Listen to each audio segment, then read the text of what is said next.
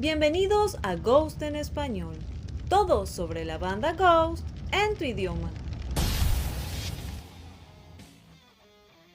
Cuando se publicó el álbum Prequel en 2018, muchos fanáticos de la banda se desencajaron un poco. Primero, porque ya no teníamos un Papa Emeritus como líder, sino un cardenal. Y además, porque el disco no era tan pesado como se había prometido. Si bien el álbum tuvo canciones exitosas y atrajo a nuevos fanáticos, muchos lo consideraron como un álbum algo flojo o débil, y se tuvo la impresión por algún tiempo de que Prequel era el peor álbum de Ghost. Pero, ¿es esto cierto? A Tobias Forge se lo preguntaron directamente hace unos meses y él respondió: no, absolutamente no es el peor álbum.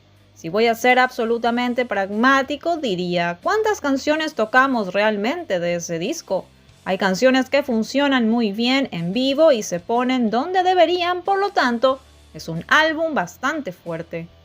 Prequel nos dio un gran paso adelante y hacia arriba, nos hicimos más grandes. Hay canciones de álbumes anteriores que no funcionan de la misma manera, lo que significa que hay un ligero favoritismo. A Tobias también se le cuestionó en su momento sobre la falta de canciones pesadas en Prequel, y él mismo reconoció que esto era verdad, diciendo: todavía siento que fue así, creo que si hubiera tenido más tiempo, se hubiera hecho diferente y conseguir una o dos canciones más fuertes. Quizá una canción más habría cabido en el álbum y se podría haber eliminado una balada.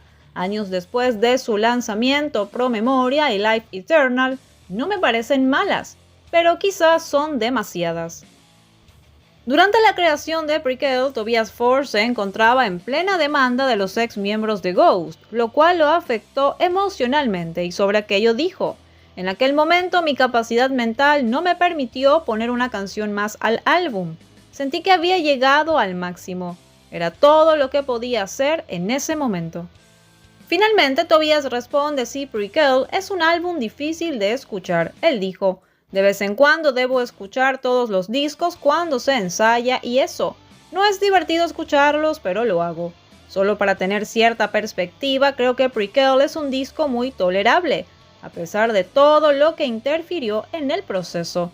Terapéuticamente funciona bien. Todo artista tiene canciones que quiere y no quiere tocar porque se sienten muy personales. No me siento así con Prequel.